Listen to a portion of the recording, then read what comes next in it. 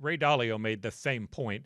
He talked about how money really isn't the way that we gauge wealth, that our assets are the things that we can own. He wrote in his latest book, A Changing World Order, not only about that concept, but he also talked about his belief that for a variety of different reasons, I know that he used 8 factors, that the United States was in decline and that China was going to pass us up.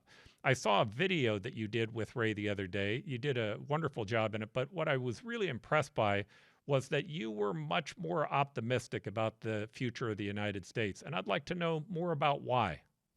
I think there's a fundamental test for any country. And it's the single best way of making judgments about countries' medium-term prospects. And that is to ask, where does capital want to go? And where do talented people want to go? And if you look right now, talented people are coming to America. They're desperate to come to America. They're pounding against our immigration laws. If you look at what's happened to the value of the dollar, capital is flowing into America. If you look at China, people want to leave. In some ways, sometimes they even have to restrict people from leaving the country. And capital is trying to get out of the country at a very rapid rate. And so you take all that together, and I think it gives you a reason for optimism about the future of the United States.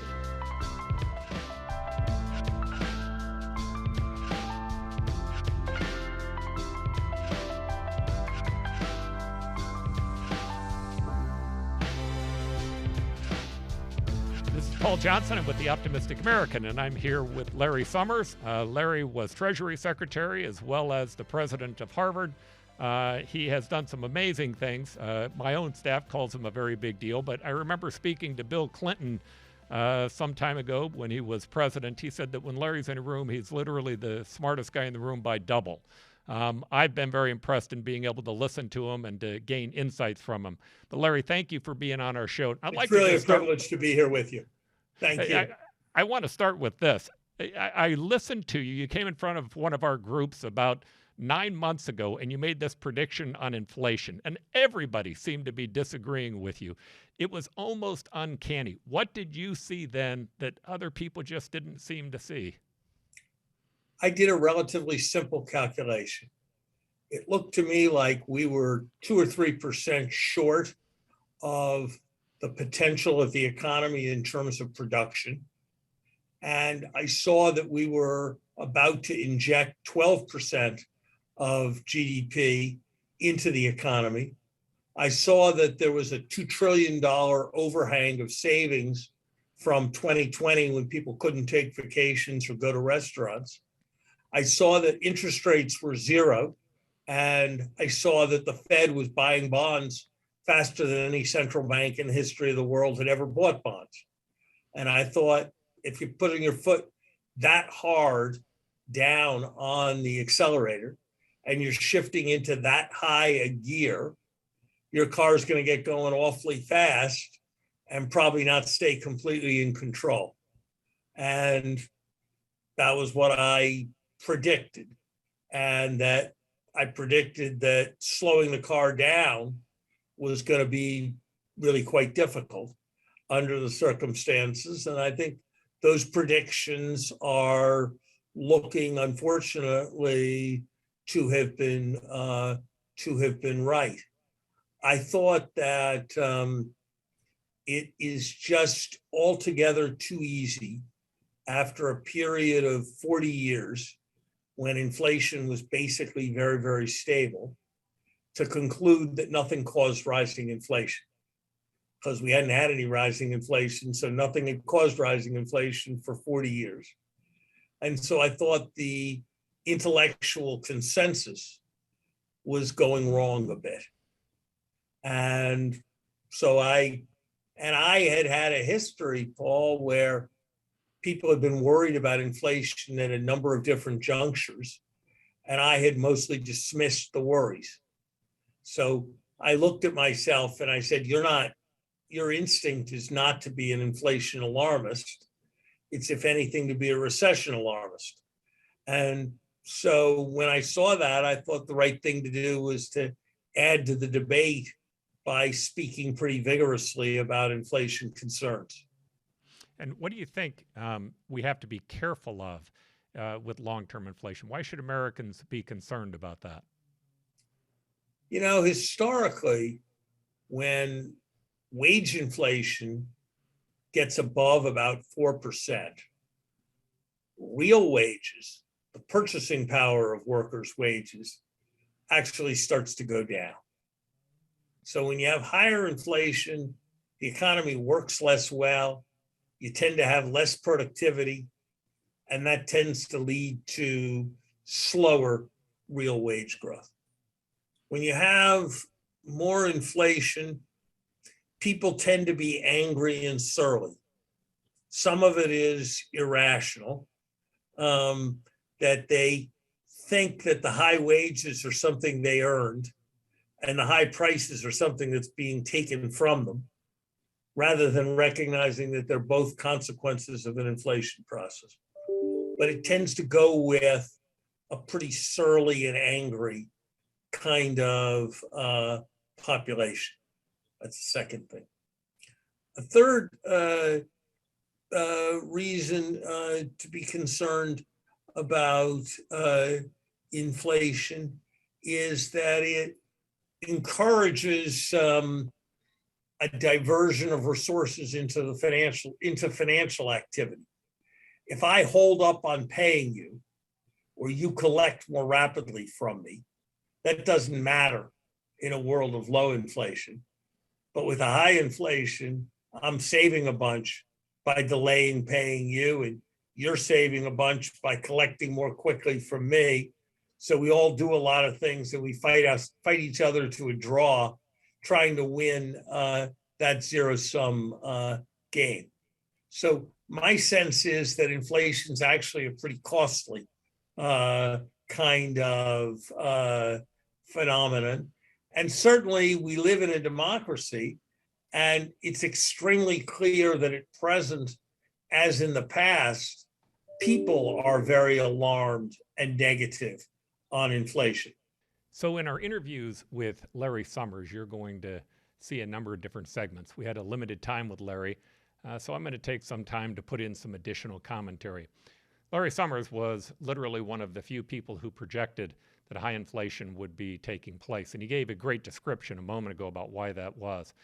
If you look at the generation who's alive today, there have really been two inflationary periods. That happened between the 1950s and the 1960s that was caused because of industry, and then the other that happened between the 1970s and 1992 when the baby boomers came of age and they started buying product. Well, when they were buying product, that created an inflationary period. Well, what happened after 1992? After 1992, a couple of things took place. First, the baby boomers were no longer in those buying years, and there was a lag between them and the next set of buyers, which became the millennials. The millennials are now entering into an era where they are buying a lot of product. But between 1992 and the current day, millennials weren't buying. The Russians, while the Soviet Union collapsed, they had a huge amount of commodities that they kept putting out onto the marketplace. And the Chinese were increasing the amount of laborers that were available in the world by becoming a part of the world market. That created a period of low inflation. Well, what's happening today? Millennials are buying. The Chinese workforce is starting to go away, and because of the war, the Russians are no longer adding commodities to the table. We believe we're going to see a doubling of industrial output done right here in the United States. Now, we're probably going to see inflation for the next 3 to 5 years based upon some economists that I'm listening to. But it doesn't have to be a jobless inflationary period of time. In fact, it might end up being quite the opposite, where we have a significant amount of jobs where we're trying to keep up on the supply side. And clearly today, I think that's going to benefit millennials and new workers who are going to be in a position where they're going to be highly sought after for jobs. So what I noticed, Ray Dalio made the same point. He talked about how money really isn't the way that we gauge wealth, that our assets are, the things that we can own. He wrote in his latest book, A Changing World Order, not only about that concept, but he also talked about his belief that for a variety of different reasons, I know that he used 8 factors, that the United States was in decline and that China was going to pass us up. I saw a video that you did with Ray the other day. You did a wonderful job in it, but what I was really impressed by was that you were much more optimistic about the future of the United States. And I'd like to know more about why. I think there's a fundamental test for any country. And it's the single best way of making judgments about countries' medium-term prospects. And that is to ask, where does capital want to go? And where do talented people want to go? And if you look right now, talented people are coming to America. They're desperate to come to America. They're pounding against our immigration laws. If you look at what's happened to the value of the dollar, capital is flowing into America. If you look at China, people want to leave. In some ways, sometimes they even have to restrict people from leaving the country. And capital is trying to get out of the country at a very rapid rate. And so you take all that together, and I think it gives you a reason for optimism about the future of the United States. And look, God knows we have our problems with political polarization, lack of confidence in government institutions, and so many other things. On the other hand, we are the only country in the world where you can raise your first $100 million before you buy your first suit. And in an entrepreneurial age, that's a profoundly important thing. We are the place that has the universities that generate a pretty high fraction of the world's ideas and that people want to come to from all over the world. We are the place where the vaccines were developed. We are the place where much of the clean energy technology has been developed. We are the place where much of the world's culture is shaped by our music, by our art, by our television shows, even by our video games.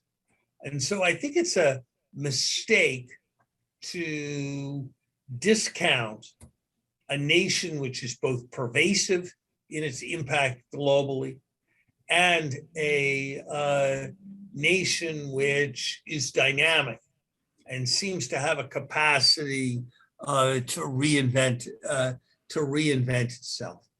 Paul, I think that one of the great American secrets is our capacity for self-denying prophecy. Americans all the time are forecasting doom, whether it was Jimmy Carter with the Malaise speech, whether it was people talking about how the Cold War was over and Japan had won, whether it was the idea that FDR would have to assume dictatorial powers to combat the Depression, whether it was the idea of the missile gap, whether it was Patrick Henry in 1792 saying that the spirit of the American Revolution had already been lost. All of these things have something in common. People predict doom, people predict disaster, and precisely because of those predictions, forces are set in motion that lead to repair. And I think that's been the case in America in the past. I believe it will be again. Yeah, what I liked about Dalio's book is that he gave 2 recommendations that just to me were common sense. We have to make more than we spend, and we have to be nice to one another. And I thought both of those recommendations were solid. Both of them have considerable merit, absolutely. Secretary Summers did an outstanding job in telling us why it was that China wasn't going to beat the United States. And again, while I really love Ray Dalio's work, I completely disagree with his assumption in his last book that we were going to be overtaken by China. If you look at the video that we have on our podcast with Michael Beckley, he wrote a book called Unrivaled. It is a book that I highly recommend, and it puts a lot of meat on what Larry was saying. Larry is very good at summarizing very, very complex subjects. But the United States versus China, we have a variety of different advantages. First, geographically, we're in much better position. The United States, as Professor Beckley pointed out, is an economic fortress, and China is surrounded by adversaries. Japan, Taiwan, Korea, Vietnam, even Russia, they've had a number of different border disputes with. They spend about half of their money, half of their defense budget is spent on securing their borders. And while they're an army that's about twice as big as ours, they are also still one that's not nearly as efficient. If you look at demographics, they're in big trouble. They have because of the one-child policy, they have a much smaller base of people now who are going to have to support a large group of people who are retiring. It's an inverted pyramid. The United States is the exact opposite. We should be very thankful for the millennials because they replaced the boomers, and they're going to be the ones that are paying for those retirement benefits over the upcoming years. Institutionally, we're in much better shape than China. Not a little better, but dramatically better. And then if you look at the efficiency of China versus the United States, China, 1 in 3 workers in China works on food production, on creating food, and they are the largest importer of food in the world. The United States, less than 1% of our workers work in food production, and we're one of the largest exporting nations in the history of the planet. And when it comes to currency, the yuan is not even going to come close to replacing the American dollar as part of our reserve currency. Larry did a good enough job of explaining why that was true. All right, so you were Secretary Treasury. Your predecessor, Alexander Hamilton, once took on the issue of making certain that the United States repays its debts. And the point that you were just making about where capital flows, it seems to me that that all the way from the very beginning of this country, making certain that we pay our debts, that we're not devaluing our dollar, which obviously China and others do devalue their currency to try to help their exports, and that we also have property rights are all 3 important issues that help keep capital and people flowing in the right direction. Well, I would agree with that. I think no nation can devalue its way to prosperity. Mm-hmm. And I think ultimately we do want to have a strong currency based on strong fundamentals. And I think that's something that is very much within our reach. I would also say to you, and this is kind of a wisecrack, but it captures the truth, that in some ways at this moment, the dollar is fortunate in its alternatives. Europe is a museum. Japan is a nursing home. China is a jail. And Bitcoin is an experiment. And so even if people see the dollar as having its problems, if you sell dollars, you have to buy something. And it's not clear what people will want to buy. All right. Most Americans really don't know what the Treasury Secretary does. You held that job. Can you give people an understanding of what you actually did while you were in that job and why it's an important role in the United States? Treasury Secretary is the president's premier economic and financial official, responsible for guiding the president on everything that has to do with finance. The Treasury Department administers the nation's tax system. It has substantial responsibility, along with the Federal Reserve, for the financial stability of the nation's banking and broader financial system. It coordinates the country's international financial relations, and it is responsible for maintaining the right sets of deterrents against financial crime. money laundering and so forth, administering sanctions where those things are necessary. So there's plenty of things that happen that keep a Treasury Secretary pretty busy. What was the big crisis during your era? I know everyone has one. What was yours, and how did you work your way through it? Probably the two biggest crises that happened during my time at the Treasury were the Mexican financial crisis in 1995 and the Asian financial crisis that rolled through Asia in 1998 and 1999. And our approach was to think that it was very important to add confidence to the situation by ourselves, and even more through the IMF, functioning as a kind of lender of last resort and being prepared to commit funds so that people would be confident and you wouldn't have bank runs all over the place. But to only do that with insistence on self-help, that countries repaired their economies so that this wouldn't happen. Again, as I look, Mexico, up until the time we were there, had a financial crisis every 6 years to coincide with its presidential elections. And it's now been 25 years since the last Mexican financial crisis. I think that not everything is perfect, but you can look at the economic progress that South Korea has made, or that Thailand has made, or that Indonesia has made. And I think we can take satisfaction from the ways in which we controlled a situation that was potentially uncontrollable at that time. So what do you think the United States has to do short-term and long-term to maintain its global position? It's a combination of things. I think we need to be more rigorous about our money. Fed's going to need to raise rates. The Fed's going to need to print less money. We're going to need to make sure that if we're spending money and borrowing money, we're doing it in order to invest, not to consume.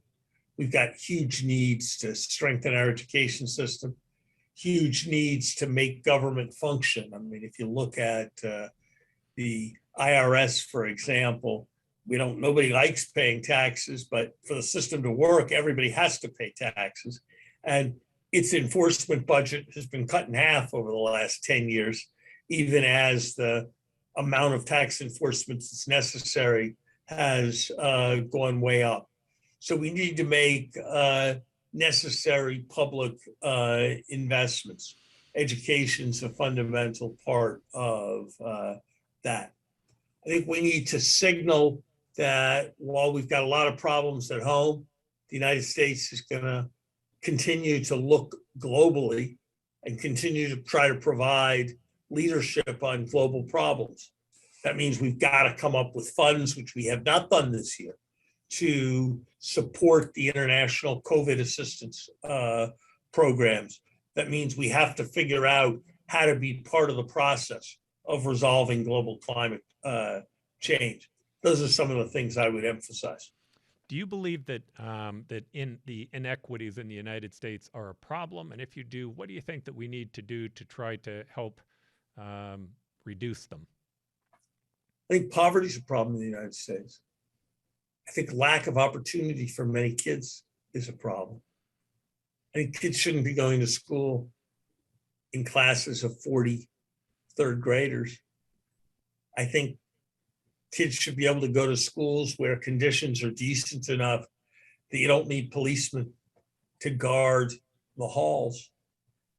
I think we need to compensate our teachers in ways that reflect that teaching is a valued and honored profession, so that every kid feels that they have an opportunity. But unlike some of my friends, I really reject the politics of envy. I don't think the goal should be to tear down billionaires. I think the goal should be to create more opportunities for more people to make their fortunes.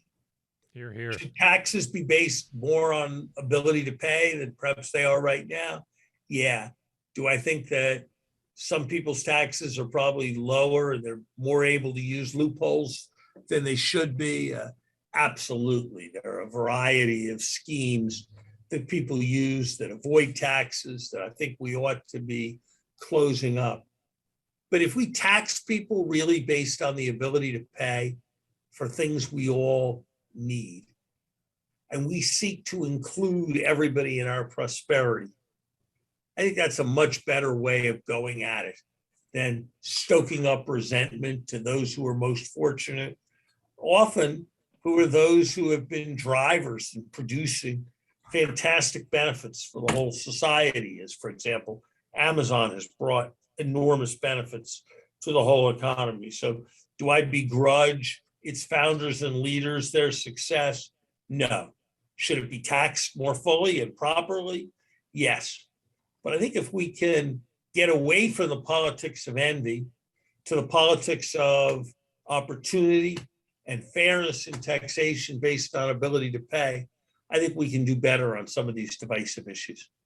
All right. So education, you keep, it seems to be a point in terms of how we deal with inequities. You went on to become the president of Harvard. What made you make that decision to leave the Treasury Secretary job? You could have gone and done almost anything, and I'm sure many of them would have been a lot more lucrative.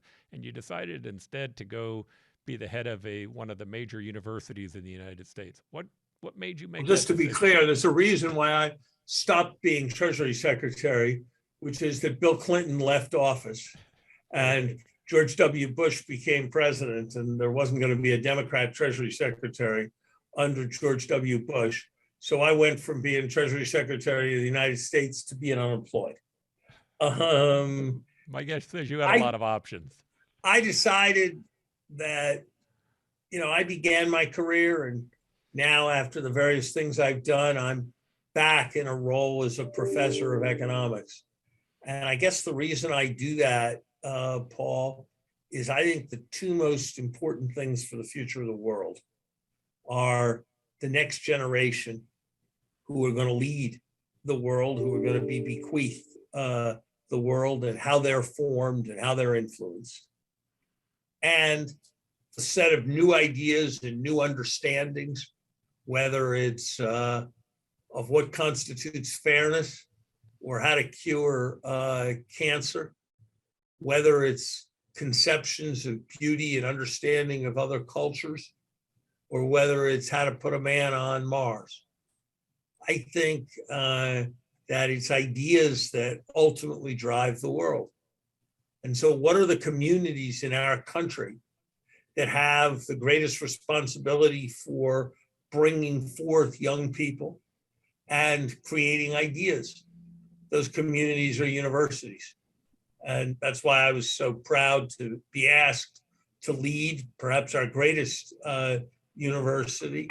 And that's why I find it so exciting to be in a university environment today. If you saw the set of students who are flowing in and out of my office, working on various research projects, looking for advice on their future careers, what have you, no one could be a fly on the wall in my office and see these remarkable young people and be pessimistic about the future of our country.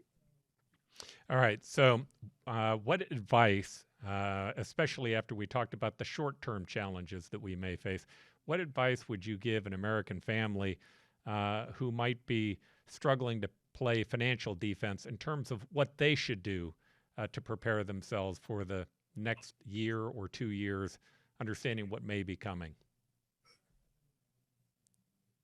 So, I give everybody, one piece of advice I give everybody is that in a world where there's more and more specialization, in a world where there's more and more division of labor, success in life depends more than ever on building on your strengths rather than on remedying your weaknesses.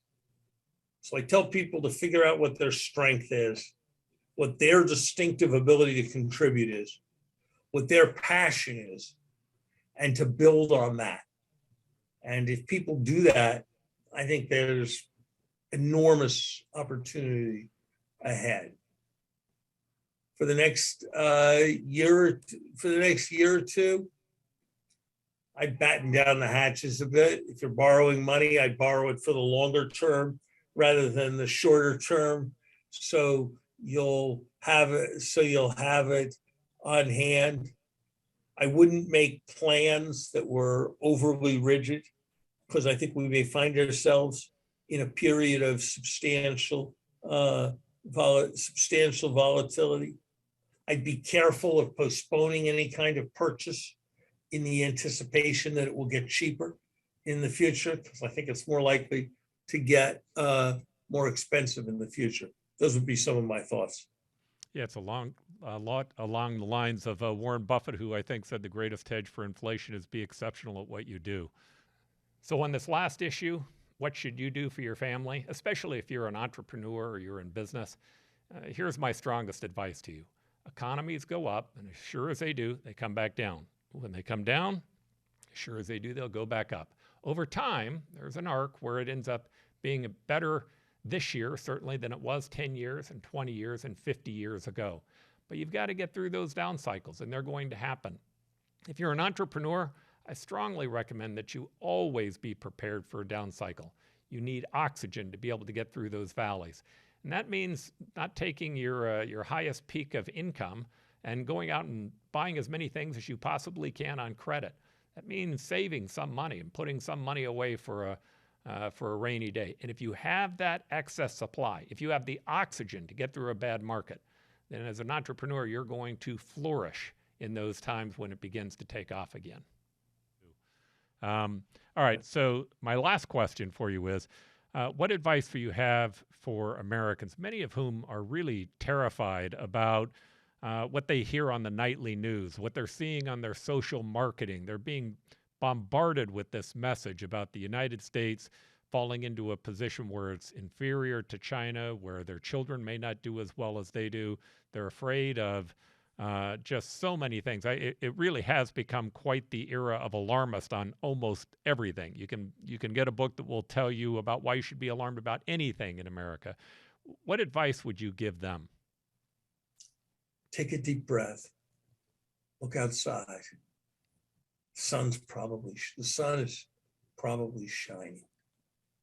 And it's easy to see problems if you look day to day. But if you can step back, the world makes enormous progress. Life expectancy has gone up by about 5 hours every day in the United States since 1960. The conditions in which poverty families live today are better than the conditions in which middle-class families lived when I was a kid.